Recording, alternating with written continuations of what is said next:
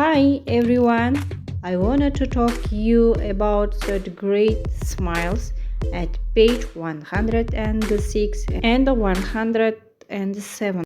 Сәлем достар, қалдарыңыз қалай? Бүгін біз 3-ші сынып смайлс оқулығының 106-107 беттерді талқылайтын боламыз.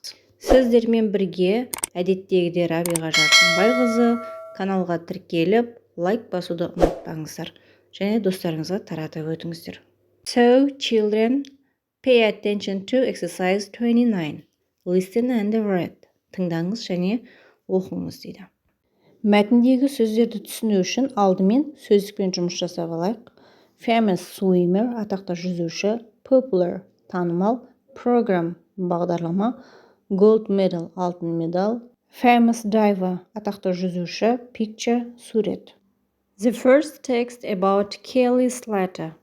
This is Kelly's letter.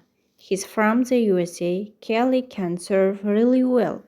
Kelly is also famous from the popular American TV program Baywatch. Бұл Kelly's letter, ол Америка құрама штаттарынан келген. Kelly серфингді өте жақсы жасай алады. Және Kelly Baywatch деген американдық теледидар бағдарламасынан танымал әрі атақты болған. Келесі кейіпкер Дмитрий Баландин. Dmitry Balандин is a famous swimmer from Kazakhstan. He can swim really well.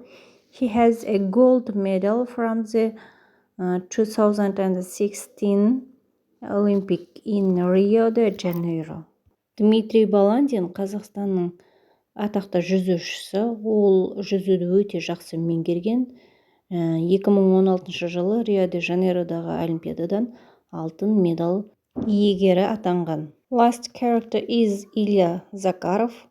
Ilya Zakharov is a famous diver from Russia. He can dive really well. He has a gold medal from the 2012 Olympic in London. Look at Ilya in the picture. He is diving and he is fantastic. Соңғы кейіпкер Ilya Zakharov. Ол Ресей елінің атақты сүңгушісі. Ол сүңгуді өте жақсы меңгерген. 2012 жылы Лондондағы олимпиададан алтын медаль жеңіп алған. Міне суретіне қарасаңыздар, Ilya өте жақсы сүңгиді және өте керемет. Now children, look at the next task. Read and match. Оқыңыз және сәйкестендіріңіз дейді. Kelly's letter is from the USA, yes.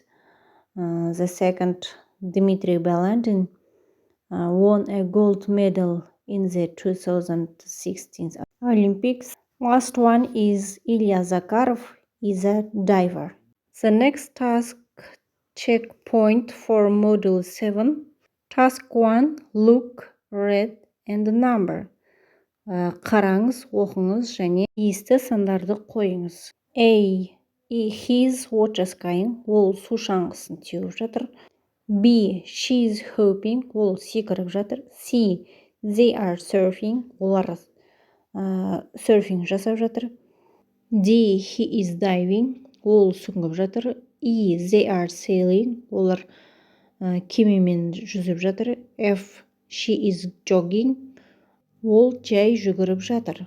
Екінші тапсырмаға назар аударамыз. Read and complete. Оқыңыз және толықтырыңыз дейді. There is given example. We are having a picnic. Мысалда байқаған болсаңыздар, яғни present continuous tense'те жасалған сөйлемдер. Яғни бұдан кейінгі сөйлемдерді де біз present continuous tense жағына айналдырып жазып, сөйлемді толықтырамыз. Present continuous tense'ің жасалу формуласы to be етістігіміз am, is, are және verb ing, яғни етістікке ing жұрнағы жалғанады. Now the first sentence is Dana swimming. Дана жүзіп жатыр ма? Берік is playing violin. Listen, тыңдаңыз. Берік пианино ойнап жатыр. Үшіншісі, stop it, тоқтатыңыз. I am getting wet. Мен су болдым. Төртінші сөйлем, look at Ulan, he is surfing. Уланға қараңыз. Ол серфинг жасап жатыр. Task 3. What do they like doing at the seaside? Look, read and underline. Теңіздің жағасында олар не жасағанды ұнатады? Соны суретке қарайсыздар және сөйлемдерді оқып, суретке қарап дұрыс сөйлемді белгілеу қажет. Астын сызамыз. Бірінші сөйлемге қарасаңыздар, Гүлсара likes swimming or going sailing. Яғни Гүлсара жүзгенді ұнатады ма, әлде желкенді қайықпен жүзгенді ұнатады ма?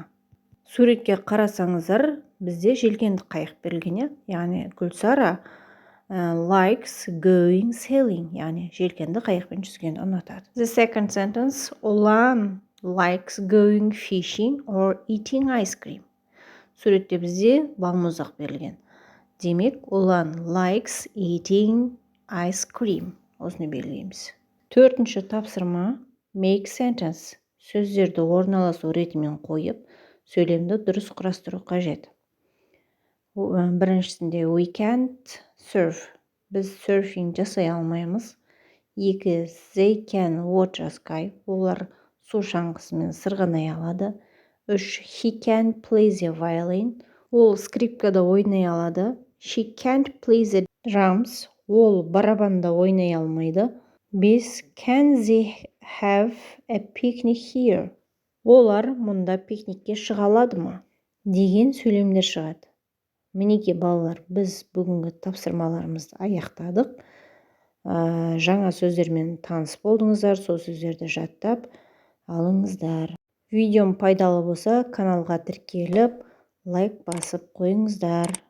Видеомды жоғалтып алмас үшін қоңыраушаны басып қойсаңыз, сізге сообщение келіп тұратын болады. Келесі сабақта кездескенше, goodbye.